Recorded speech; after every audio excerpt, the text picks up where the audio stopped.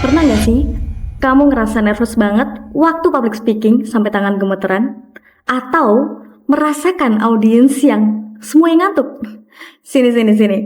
Hari ini aku kasih tahu 5 tips rahasia yang bikin public speaking kamu jadi auto keren.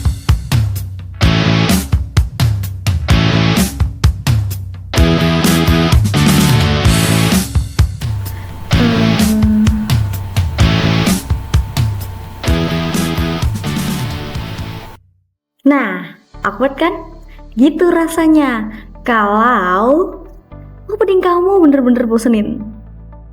Hari ini aku bakal kasih tahu kamu 5 opening yang paling powerful yang bisa transform public speaking kamu dari yang biasa aja jadi unforgettable. Karena jujur aja, di 30 detik pertama itu orang-orang akan menentukan siapa yang akan stay di konten kita atau dia akan scroll yang lain. Dari presenter yang diabaikan, jadi presenter yang ditunggu-tunggu. Jadi simak sampai habis, karena yang nomor 5 itu paling jarang digunakan sama orang. Ayo, let's go kita bahas. Ya, the shocking statement. Ini adalah teknik favorit aku. Mulai dengan pernyataan yang mengejutkan, yang bikin orang itu merasa berlawanan dengan common belief. Contohnya gini. Did you know 70% dari karyawan di Indonesia merasa tidak produktif di tempat kerja mereka? Dan masalahnya ternyata bukan pada karyawannya, tapi pada sistemnya. Surprising bukan? Boom! Langsung bikin penasaran kan? Kunci dari teknik ini, statementnya harus faktual, jangan asal ngomong. Dan harus relevan sama topik kamu. Yang terakhir, harus bikin orang mikir. Wait, what? Opening kayak gini tuh cocok banget buat presentasi bisnis, pitch deck, atau seminar. Audiens langsung tergugah untuk dengerin solusi yang kamu tawarin. Yang kedua, ada question hook. Kenapa ya? Ya, sesuai namanya, the question hook, yaitu membuat pertanyaan. Kamu bisa bikin pertanyaan-pertanyaan yang membuat audiens kamu reflect langsung ke diri mereka. Ini sebenarnya simple, cuman efeknya gede. Contoh, coba angkat tangan. Siapa yang pernah gagal dalam presentasiin hal penting? Atau pertanyaan yang lebih dalam, kayak kapan terakhir kamu merasa benar-benar percaya diri saat kamu berbicara di depan umum? Nah, kenapa ini powerful?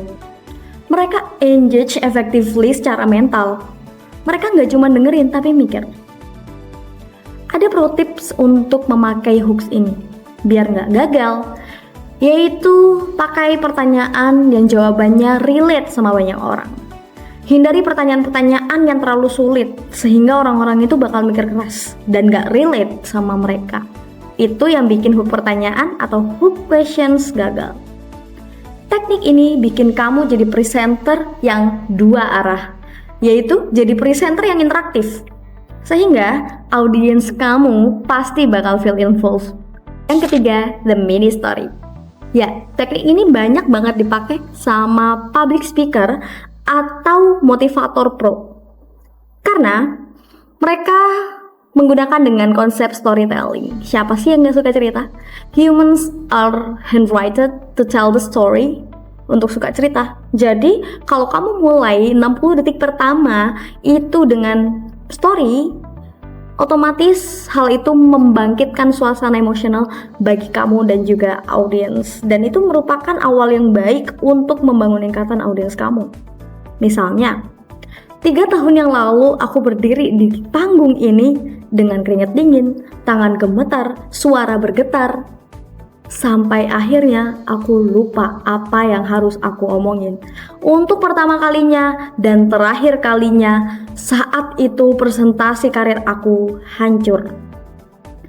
Tapi dari situ aku jadi belajar, dan hari ini aku mau cerita ke kalian, berbagi pengalaman apa yang bikin aku bangkit dari suasana seperti ini. Dari 20 detik pertama aja kamu sudah bangkitkan emotional engagement dari audiens kamu dengan story tersebut. Yang keempat, the bold promise. Ini agak high risk ya, sebetulnya ini high risk tapi high reward juga. karena kita menjanjikan sesuatu kepada audiens. Contohnya, di akhir presentasi ini, kamu akan tahu dan punya 3 strategi konkret yang bisa ningkatin produktivitas kamu minimal 40% dalam sebulan tanpa harus kerja lebih lama. Powerful kan? Tapi ini ada resikonya. Kalau kamu nggak deliver problem itu, audiens itu bakal disappoint dan terus hilang. High risk bukan? Jadi memang ada aturan mainnya. Yang pertama, promise harus spesifik. Jangan value. Jadi kayak kamu bakal belajar banyak hal. Promise harus achievable. Yang kamu memang bisa deliver dan jangan over promise ya. Dan the most important, kamu harus deliver it. Jangan miss it. Dan sekarang nomor 5 yang paling underrated dan paling powerful. Kenapa ini bisa dibilang powerful? Kan silence. Ini adalah kebaikan dari semua teknik tadi. Jadi, ya kebalikannya teknik-teknik tadi.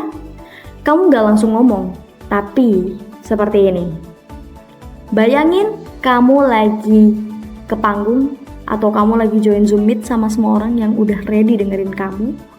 Dan ternyata saat udah ready semuanya, itu terdapat diam. Kenapa ini powerful? Karena silence create tension. Pada saat keheningan, orang-orang akan bertanya-tanya, "Loh, kenapa diam? Ada apa nih?" Yang terjadi di otak audiens sudah pasti yang pertama adalah confusion. Kok nggak mulai sih? Yang kedua, attention spike. Mereka jadi hyperfocus. Kayak, wah mulai serius nih, gitu. Lalu yang ketiga ada curiosity. Dia mau ngomong apa ya? Dan kalau kamu nggak bisa diem gitu aja sih sebenarnya. Kamu harus punya strong presence, eye contact, body image. Jadi di sini non-verbal communication yang main. Confident dan sesudah silence-nya yang opening statement-nya itu harus impactful. Kayak kita menyiapkan surprise tapi dibungkus dalam keheningan gitu. Contohnya, quick tips dari aku sih, pilih opening yang sesuai sama personality kamu dan topik presentasi. Practice opening kamu tuh minimal 10 kali sebelum presentasi dimulai ya. Jadi pastikan itu aman untuk diimplementasikan. Dan yang paling bener, dan yang paling penting, opening itu harus connect ke isi presentasi. Jangan sampai menyimpang dari isinya. Oke teman-teman, dari 5 tips yang tadi aku kasih, kira-kira mana nih yang teman-teman udah paling mau coba? Yuk, coba tulis di kolom komentar ya.